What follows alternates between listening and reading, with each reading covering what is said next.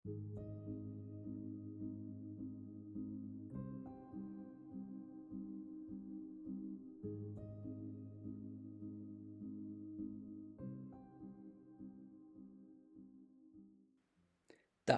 a teď si to představ. Všichni sedí v tom kině a už se to konečně děje. Všechno jsme zvládli. To je, panečku, představa, co? To jo, ale co tam vlastně bude hrát? No, tak to je naprosto jasný. Ten film bude rozhodně o dracích. A ti draci budou chrlit oheň. Zároveň ale to bude ze světa magie a ty v tom světě budeš královnou. Jenže vlastně zakletou královnou. Ale já tě ze spárů té zlé magie zachráním. Jenže pak se objeví ninjové a začne epická bitva. Ti ninjové mě zajmou, tebe to pěkně naštve a ty pak zachráníš zase mě kvůli genderové vyváženosti, abychom tím filmem mohli klidně usilovat o nějaké velké ocenění nebo tak něco.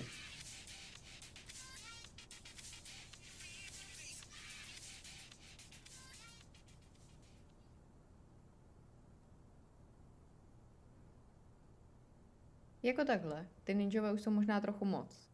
Ale dal se na tom fakt záležet. Nechci to hned zavrhovat. Ještě uvidíme. Máme ještě něco? Já nevím. Jdu si zapařit Nintendo. Piu, piu, piu, piu, piu, piu, piu, piu. Počkej, tak to přece doděláme. Tak jo. Bavili jsme se o tom, že bychom natočili vlastní verzi známých filmů, které máme rádi. To zní moc dobře. Třeba A které scény bychom použili? já vím přesně, které scény bychom použili. Beze strachu z čehokoliv, snad kromě tmy?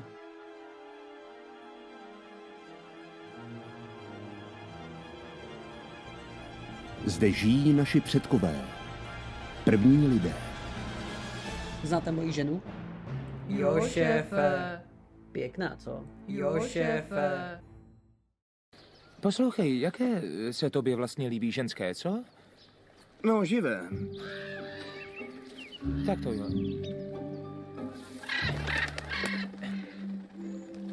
Mým snem, tedy pokud jde o ženy, je dívka. Jo, jasně, jo. A konkrétně? Aby mi byla podobná. Jako jak? No jako já. Pro takovou ženu bych byl schopen čehokoliv. Čeho třeba? Třeba jí i hladit ruku. Kamení, pomoc!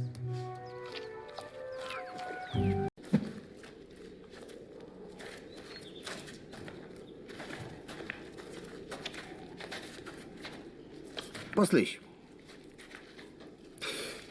Vyjadřuj myšlenky pomocí slov. Jo, a nebude z toho potom zmatená? Zkus to. Pstruh se rychle žene potokem proti proudu! Kameni? To je lepší. Ale zkus používat slova, která souvisí s případem. No jo. Jo. Řekni, proč si surově zabila 2 ženy, z nichž jeden byl chlap? Au, au.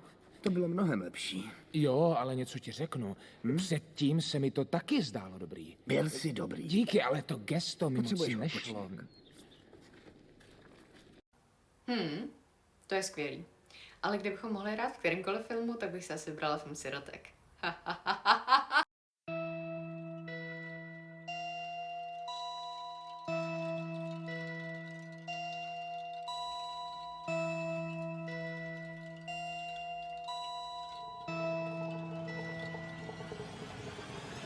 They send me away to find them a fortune, a chest filled with diamonds and gold. The house was awake with shadows and monsters. The hallways, they echoed and groaned. I sat alone in bed till the morning. I'm crying, they're coming for me. And I tried to hold these secrets inside me. My mind's like a deadly disease. I'm bigger than my body. colder than this home. I'm meaner than my demons. I'm bigger than these bones. Je to ten nejlepší horor. To musíte vidět. Možná bychom mohli vybrat něco rodinnějšího a méně strašidelného. Tak co tady navrhuješ? Takhle, teď budu možná střelit od boku, ale pár nápadů bych možná měl.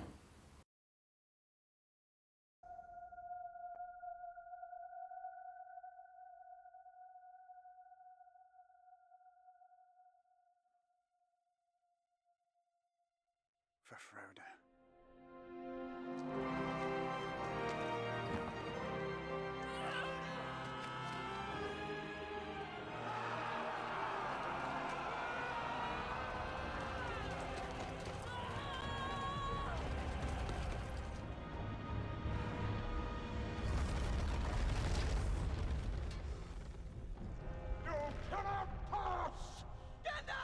Co říkal?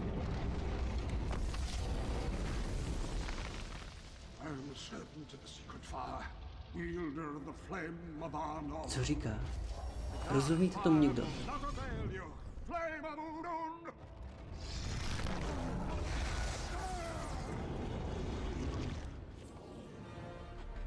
Co se stalo? Viděli jste to? Neviděl jste? Nebo tohle?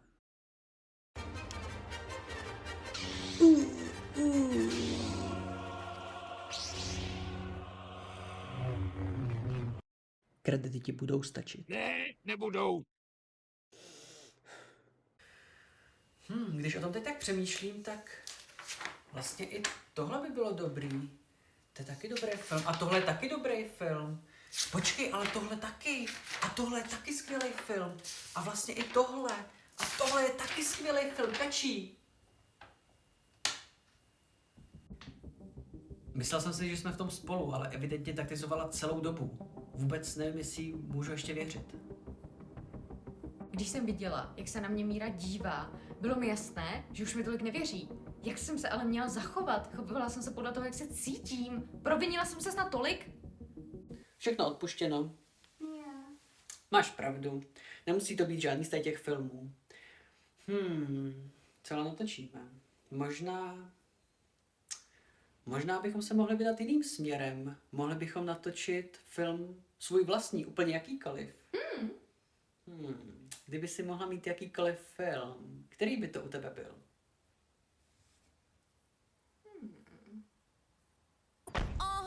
This my shit. All the girls stomp your feet like this. Few times you've been around that track, so it's not just gonna happen like that. 'Cause it ain't no holler back, girl. Ain't no holler back, girl. Few times you've been around that track. Ťuky ťuk. Slyšela jsem od Lebrona, že Forex stoupil o 3%. Je to pravda? Je to pravda?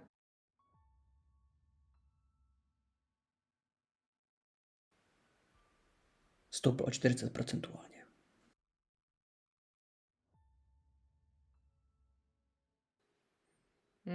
Já teď, když na to koukám, tak mi se ty šaty moc nelíbí. Dej mi tam prosím tě jiný. Jiný? To bych mohl, no. Nějaký hezký, veď by si chtěl. Nějaký víc taky korporátní. Jo, nějaký pořádně rudý. Upnutý. Upnutý? Cože? Proč upnutý? Promiň, tak já nevím. No, prosím. Ale červený bych ti mohl možná dát. Tak jo, jdeme to. Tak jo, takže červený, připrav se teď. Tak to je ono. Jo, tyhle jsem přesně chtěla. Díkec. Není zač. Dáš si kavčo? Jep. Víš, jaký mám ráda. Jo, to vím. Margaret, prosím tě, jedno ultra skinny organic mochaccino bez kofeinu s madlovým mlékem a kapkou vanilkového extraktu z Feretray plantáže, jo? Děkuju. Jo, a pro mě prosím tě espresíčko. Říkala jsem si, že bych dneska přispěla na přes útulku. Možná i nějaký jiný, než ty, který pravidelně sponzorujeme. Co ty na to? Zase hotově? 415 000? Jo, jako vždycky.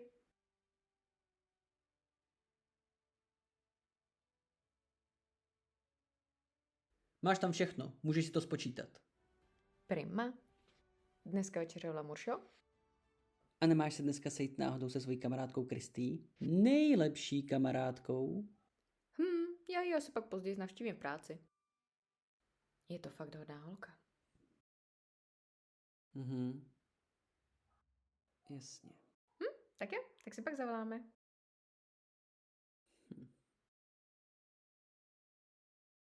Cože? Do prkvančic!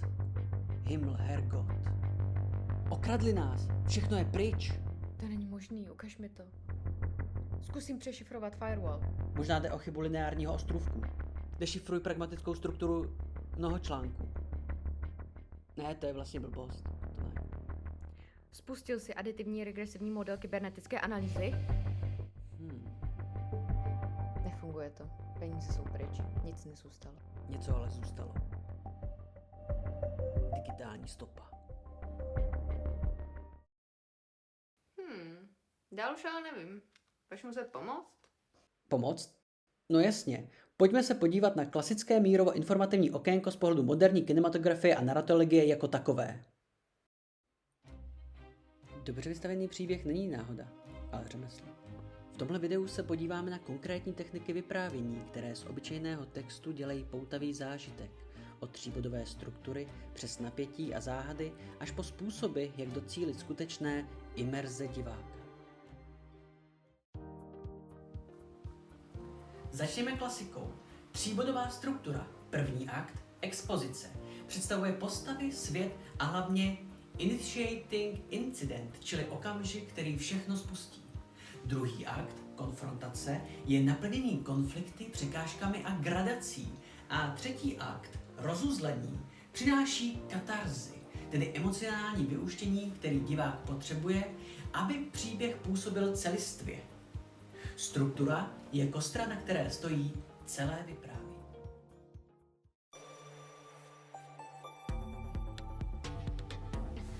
Ale co drží čtenáře nebo diváka na háku, to je napětí. Funguje na jednoduché rovnici. Otázka, riziko, zpožděná odpověď.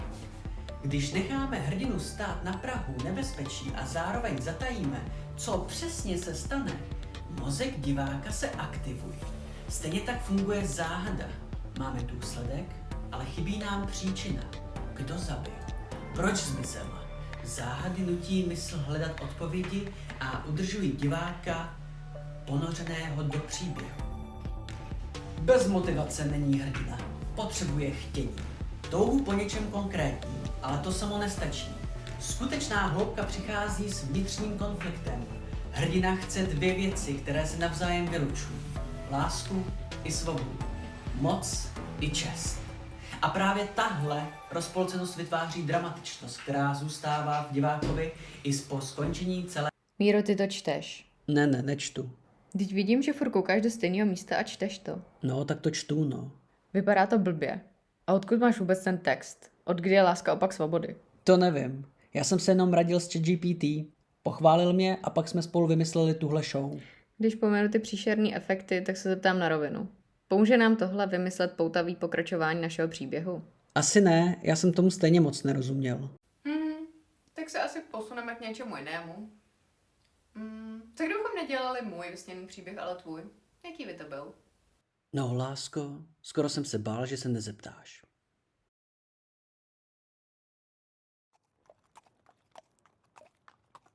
Stejně jako v síšni hledá král tu knihu už celé roky, to proto nás taháte tak hluboko do zakazaného falmurského lesa.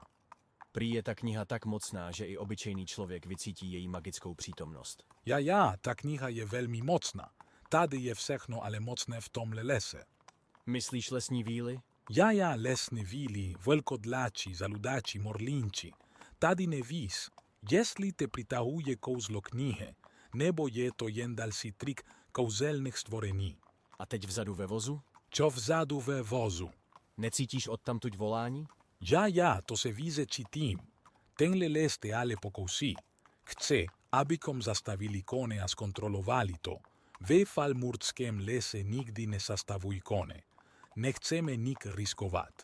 Co když je to ta kniha? O tom tady nezertuj. Jestli je to ta kniha, tak ji jsme měli zastavit, to se ví. Pojď to prosím zkusit zkontrolovat. Poslukej, to není dobrý nápad. Ale jestli chceš a nebojíš se, zastavím na chvíli kone, ale zůstanu tady a jestli se neko stane, tak jedu rychle pryč a nezastavuji. Rozumíš? Ano, zastav koně. Půjdu se podívat dozadu a hned ti jsem zpátky. Hned budu zpátky.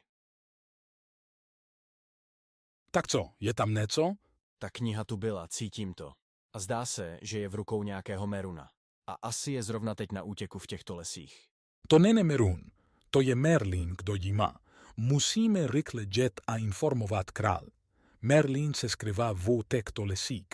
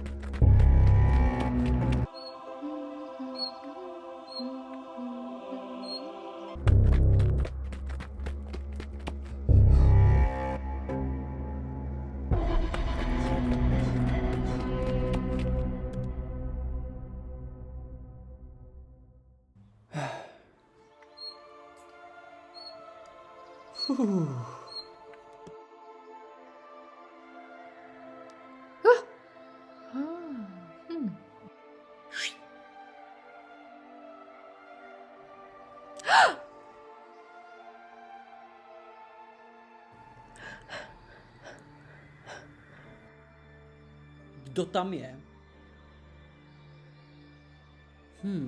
Something suspicious.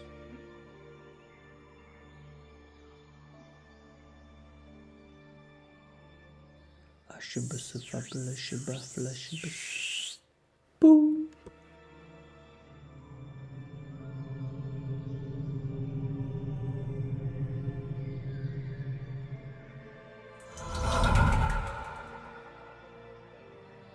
Ty jsi víla?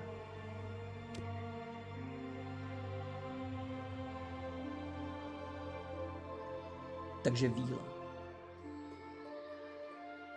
Nemusí se mě bát. To spíš já bych se měl bát tebe.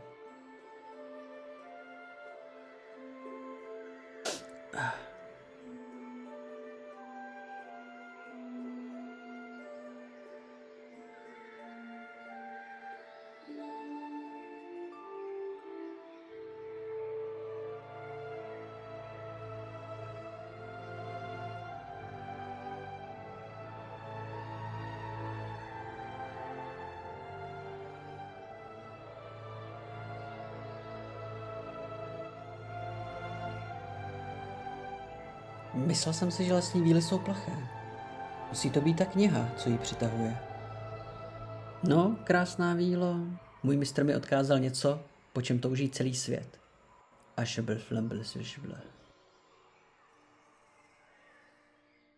Kdysi dávno vznikla kniha. Nikdo neví, kde se tu vzala, ale všichni vědí, že existuje. Od jejího vzniku je zaznamenána v genetickém kódu každého člověka. Lidi se rodí se vzpomínkou na knihu, kterou musí pak celý život hledat. Je to silná magie, která ovlivnila všechny lidi bez rozdílu. Láká je na svůj obsah, který slibuje. Kniha je totiž odpovědí na všechny otázky. Život je plný nevyřešených záhad, které lidi trápí. Jediný lék je pak odpověď. Nic jiného tahle kniha v sobě nemá. Pouze odpovědi. Můj mistr mi ji odkázal dávno předtím, než se ze mě stal čaroděj. Knihu, která je spíše prokletím než spásou. Víš, co je největší ironií? Všichni si myslí, že knihu ukrývám, protože si chci její obsah nechat pro sebe. To není pravda. Nechráním tu knihu před světem. Chráním svět před tou knihou.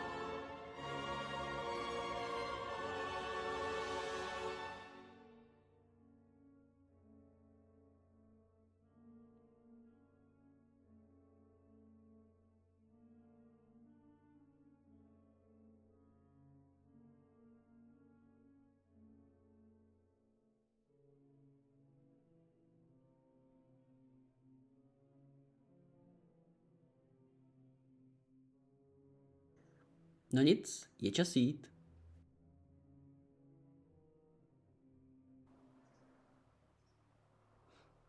Vždyť to je přece morlínek.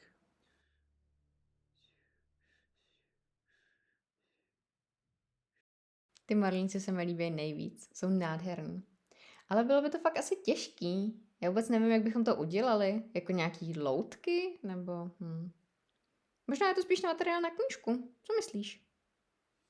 Máš pravdu, tohle je spíš na knížku.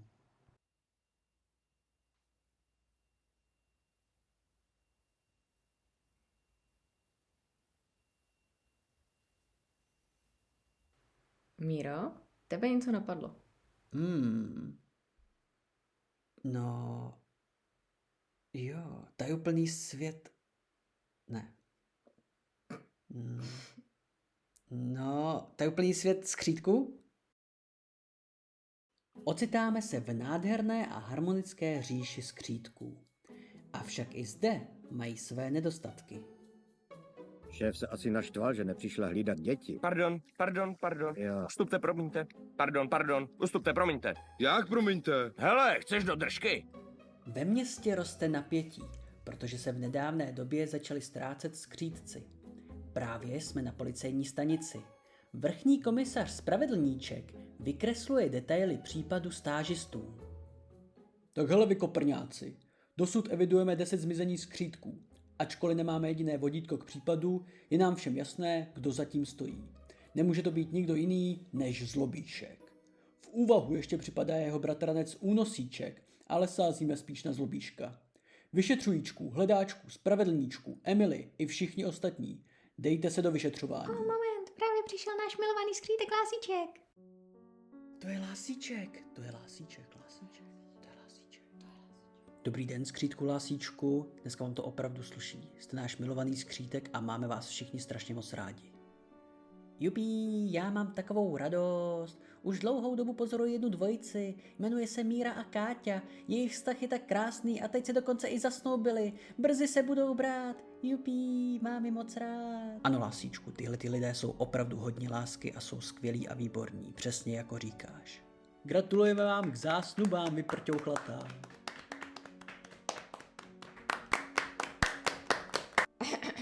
No, vím, že jsme z toho zasnoubení extrémně nadšení a je to sice náš film, ale to, že nám tleská celý svět skřítků, já nevím. Neměli bychom to asi tolik přehánět. Lásenko, svět skřítků je sofistikovaný komplex vysoce inteligentních bytostí, které mají vlastní svobodnou vůli. Nemůžeme jim přece říkat, co mají dělat. Tak jo. Jo a tady máš ten klacek, Lásíčku, je pro tebe, jak jsi chtěl, to je ten klacek a ten klacek máš tady. Pane komisaři, Hladíček tady zase hladí zeď, řekněte mu něco. Já jsem si myslel, že tohle je Hladíček. A to jen proto, že je prostorově výraznější? Jedná se snad o body shaming? Vždyť je jasný, že je to křičíček. Hladíček je přece tamhle. Čau kluci. Dost bylo blbostí. Je čas pustit se do případu. Potenciální svědci jsou Nákupíček, Pravdíček. Hej, Míro, proč Pravdíček vypadá jako ty? To je náhoda, to neřeš. Já přísahám na svou čest a svědomí, že budu vypovídat úplnou pravdu a nic nezamlčím. Tak přísahám, k tomu mi dopomáhej Bůh. Dále samozřejmě skřítek Dobříšek, náš dobrotivý vůdce a starosta plný pokory a uznání. A v neposlední řadě Alibistíček, ale ten nám vypověděl, že byl na jarmarku a nic k případu mít nemůže. No, ale já nic neviděl, protože jsem byl na jarmarku, ale já na něm musel jít, protože žena potřebovala koupit zelí, ale já to zelí opravdu nechtěl, ale ona chtěla a mě tam zastavil soused a to on mě zdržel a já pak nemohl vůbec nic a oba vám to dosvědčí, já mám svědky. A stavte se i u Hustíčka. Sice asi nic neviděl, ale je to fakt hustej týpek. Jo, to on je hustej. Těpic. Tak musím říct, že mi přijde, že se tenhle ten příběh úplně moc nepovedl. Mně se teda líbil. Přišlo mi, že nedával vůbec žádný smysl. Mně teda dával všechny smysly. Dobře. Ale víš, co je opravdová zábava? No to mi řekni ty. Pudgy Penguins! Koukej!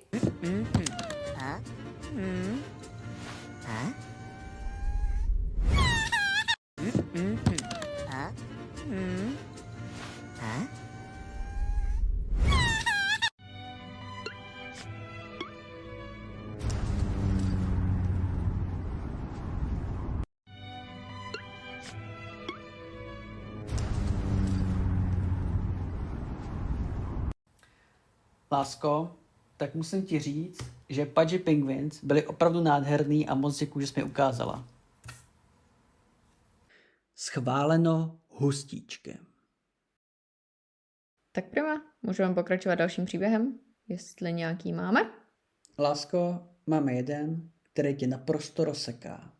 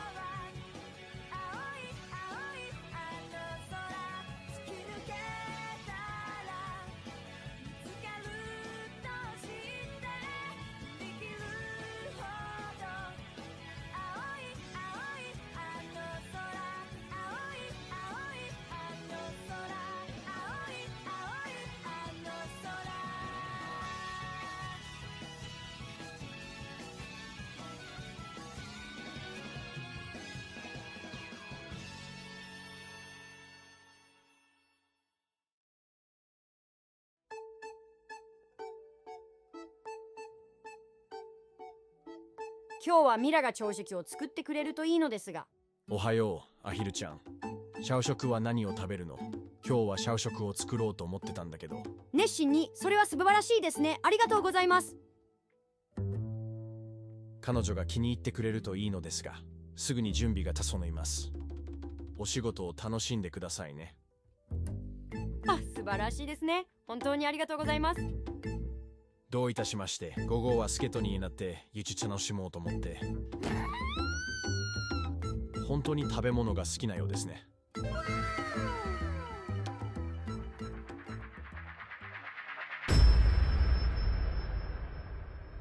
なぜ私の平和を逃がすためにここに来たのですか？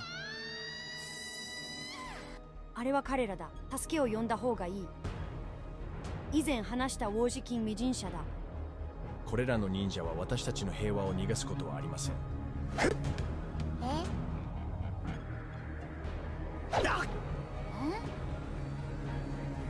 しっかりと。とてもきついです。あなたは招待されていないのに私の家に来ました。あなたは取らなければなりません。なぜなら私はここでこの物語の語り中だからです。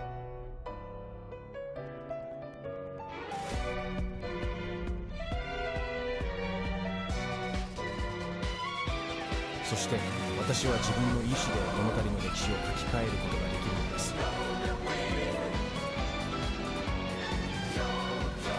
これで私の甘い平和を逃がしてはいけないことを学べるでしょう。次の地震が来る前にすぐに安全な場所へ逃げる必要があります。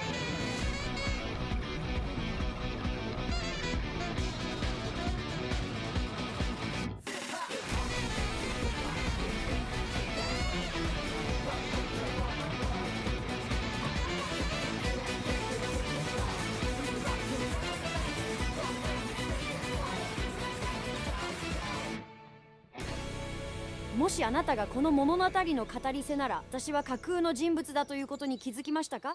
完全ではありません。は？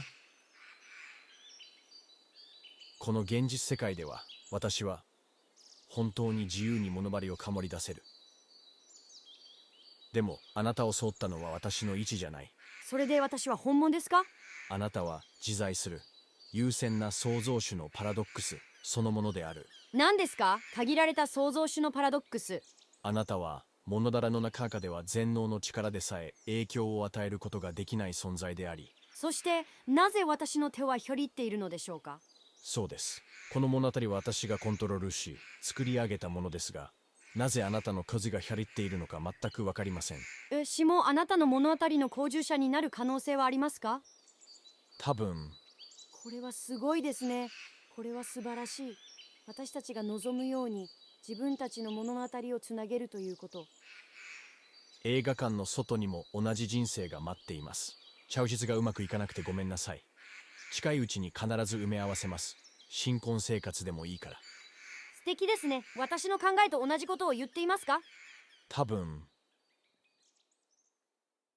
To je prima nápad, ale víš, že by alespoň jeden z nás měl umět kreslit, viď? Proč? Protože anime se kreslí. Aha, tak to nedáme. Navrhuju, abychom se drželi víc při zemi a vymysleli něco, co fakt zvládneme natočit. Budou tam všichni naši známí. Tak co třeba nějaký rozhovory s námi? A o čem?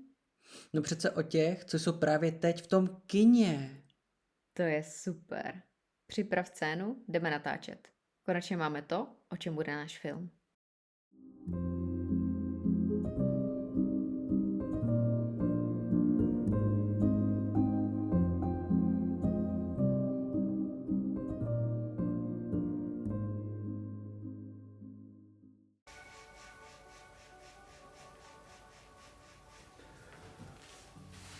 To budou všichni koukat, až uvidějí, co jsme pro ně natočili. Tak, dám to trošku níž. Tak, na tvoji velikost. Kačí. Když jsem tam viděla, jak připravuje to studio, tak jsem si vzpomněla na všechny ty zážitky a kolik jich máme za 3 roky, tyjo, víc než lidi zažijou za celý život mi přijde. Miluju ho, je fakt skvělej. Miluju na něm úplně všechno.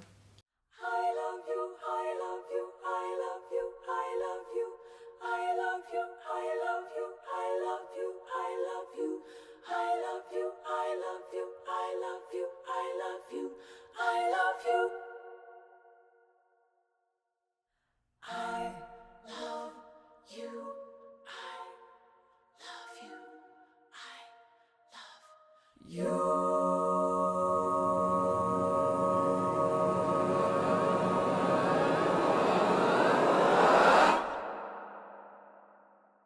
Těším se, jak se vezmeme. Kamera akce.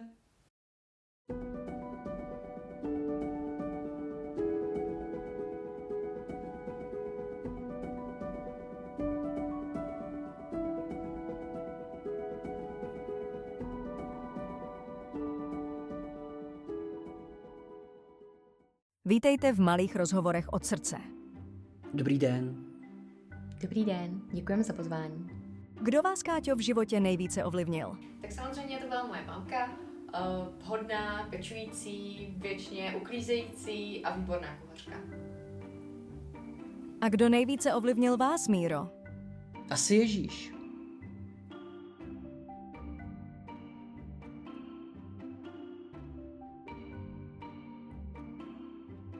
Káťo, zeptám se vás, kdo je váš nejlepší přítel?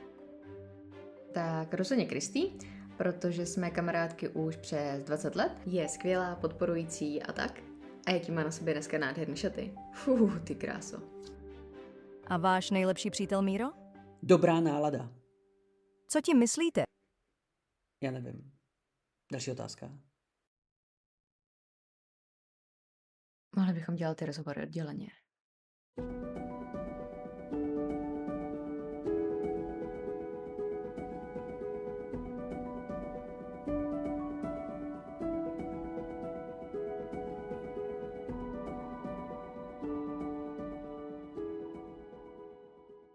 Tak, Káťo, vítejte zpátky v malých rozhovorech. Budeme pokračovat další otázkou. A ta zní, kdo vám v životě nejvíce pomohl? Tak kromě těch 2, které už jsem řekla, tak bych řekla, že babička, protože díky ní teď můžeme žít s Mírou v krásném bytečku a nejsme bezdomovci. Co tam říká? To říká? Nebo no? Nahrávalo se to nebo ne? Káťo, celý rozhovor se nahrává. Buďte v klidu. S kým si v poslední době budujete bližší vztah? Řekla bych, že asi s mamčiným přítelem Rudou. Ten nám vždycky vozí nějaké dobroty a chodíme k němu na grilování a podobně. Takže asi s ním. Budujete s někým nějaké staronové vztahy? Vlastně ano. Po letech se zase začínám vídat s tátou a jeho stranou rodiny. Hlavně asi bych vyzdvihla strejdu Martina, který je opravdu zajímavý, má asi 1 milion koníčků a všechno nám ukazuje s Mírou a tak, takže ten je super, toho bych vyzdvihla. S kým se v poslední době vídáte častěji?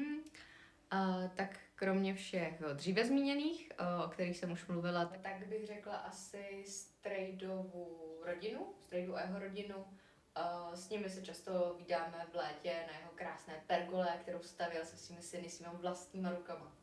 Tak asi jo. Koho považujete za rodinu, i když do ní nespadá biologicky? Dobrá otázka. Napadá mě Švýcko. Ten byl kamarád mojí mamky, ještě než jsem se narodila, takže hodně let. I jsme u něj bydleli nějakou dobu, takže toho určitě počítám do rodiny, i když nejsme vyloženě krev. Miroslav Prášil, narozen v Děčíně 10. března roku 1997, maminka paní Lenka Vytázková a otec pan Miroslav Prášil. Jo. Tohle je moje maminka, od 18 vykám, abych jí projevil patřičnou úctu, kterou si zaslouží. Je to úžasná žena plná tvůrčí energie. No a tohle je tatínek. Z jeho strany jsem sdílel potřebu neustále snít o nových projektech. Je to starostlivý a hodný člověk. Jsem rád, že můžu být potomkem tak úžasných lidí. Tedy dobře, můžeme... Ještě vteřinku, rád bych zmínil i své sourozence. Tak tohle je Natálka a Viktorka. Holky, které jsem měl po svém boku při svém harmonickém dospívání.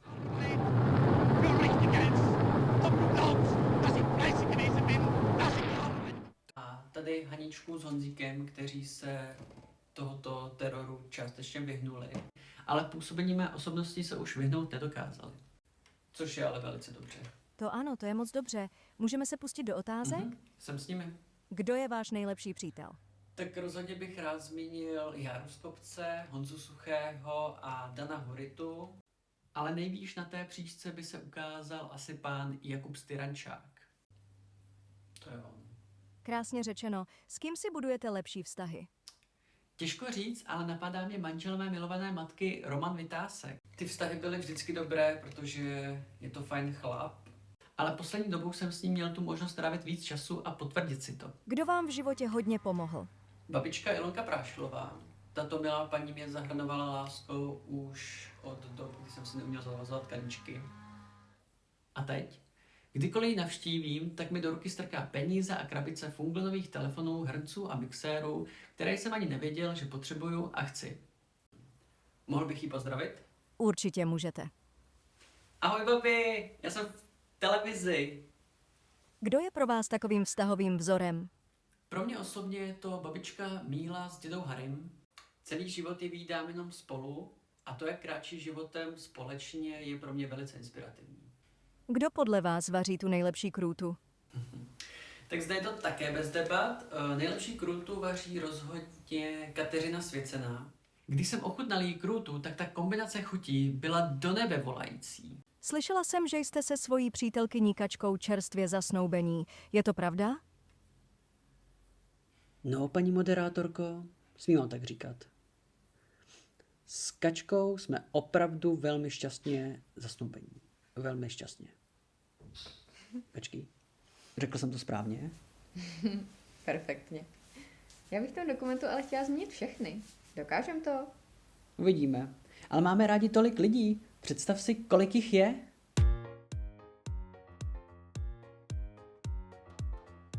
Jmenuji se Miroslav Prášil, bude mi 35 let, pocházím z Děčína a žiju v Praze.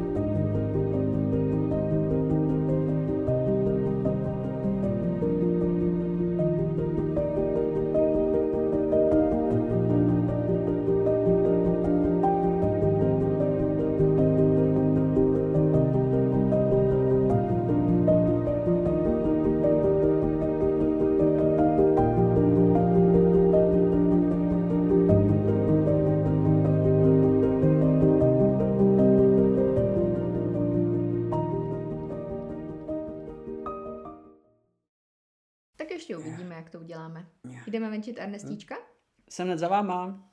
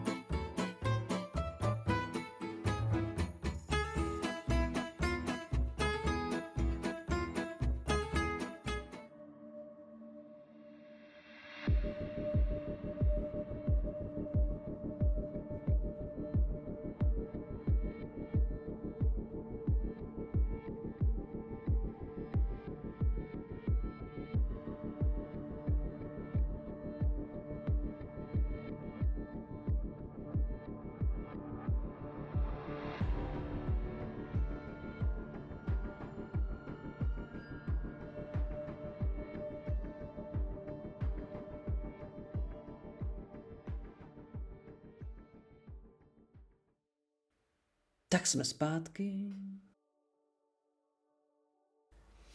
To natáčení mě s tebou hrozně moc baví. To je úžasný. A hlavně teď, když už víme, jako, že natáčíme něco víš jako skutečného. To je hustý. Je to skvělý. Co jdeš dělat? Připravím nám kartáčky. Celé to natáčení mi vlastně ukázalo, jak hrozně moc jí miluju. Je úžasná.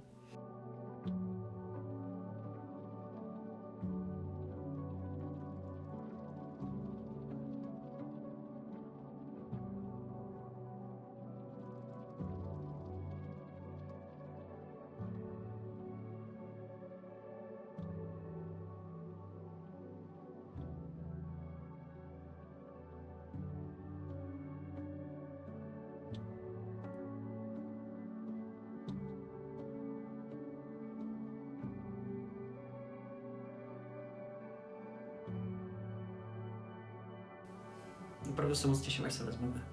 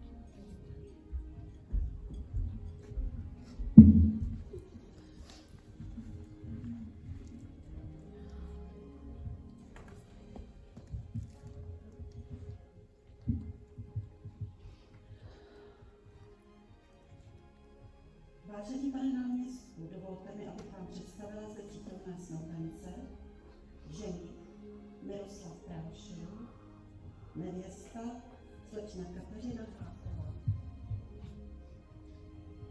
Snoubenci projevili vůli, že spolu vstoupili do manželství a prohlásili, že jim nejsou známy žádné překážky, které by jim bránily v uzavření manželství, že znají navzájem svůj zdravotní stav, zvážili uspořádání budoucích majetkových poměrů, svého bydlení a hmotné zajištění po uzavření manželství. Napříště se dohodli, že budou užívat společné příjmení Prášil Prášilová. Jako svědkové jsou přítomni pan Jan Suchý a slečna Kristýna Kozárová. Prosím vás o přednesení slavnostního projevu.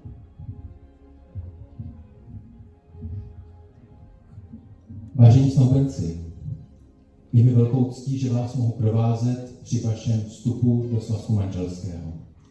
Mám radost a doteď nic netušící, ale vámi pozvaní přítomní to potvrzují, že uzavření manželského slibu chápete jako vážnou událost, která má pro vás velký význam.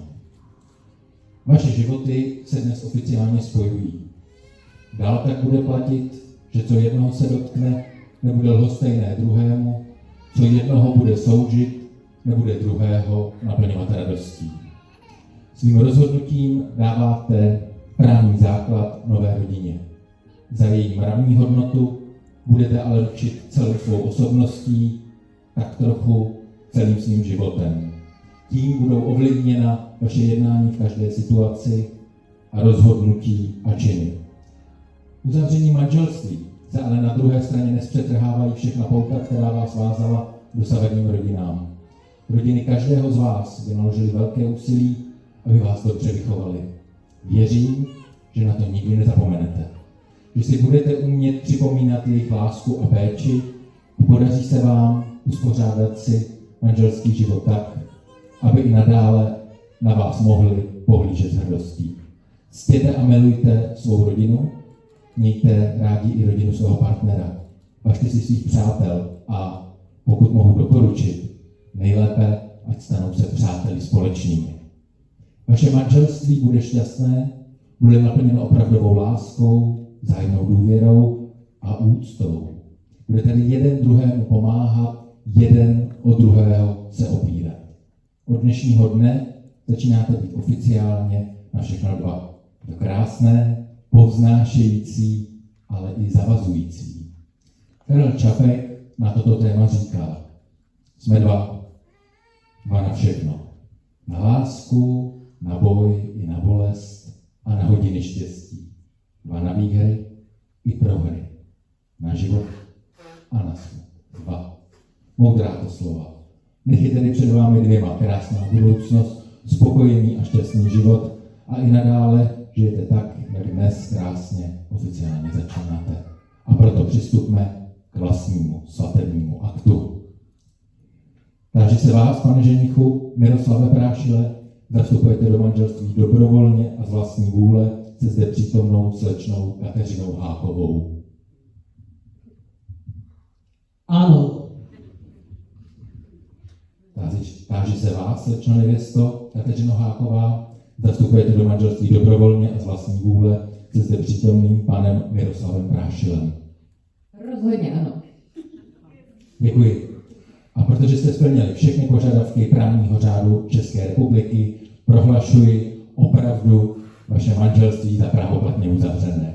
Nyní vás požádám o výměnu stupních prstenů, první novomanželský polibek a současně vás a vaše svědky o podpis do svatebního protokolu.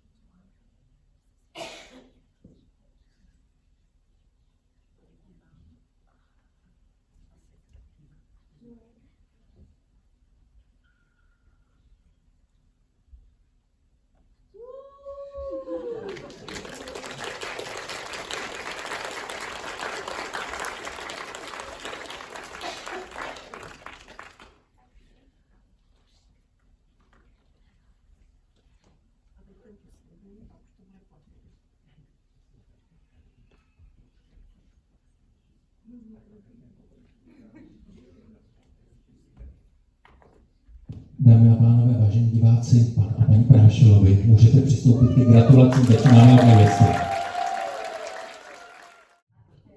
Jedna tradice zbývá, jediná, kterou bychom ctili, ale tak jako po svém, a to je hlavně kytice, ale protože máme svůj vlastní způsob, tak říkám, Lucie Poláčková, chytej tu chytku.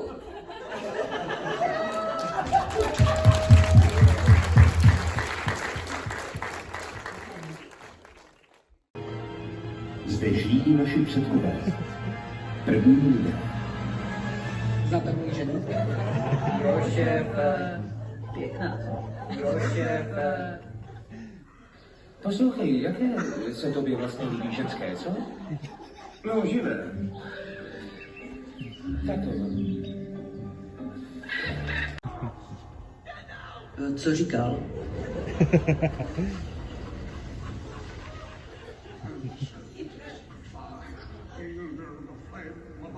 Co říká? Rozumí v tom někdo?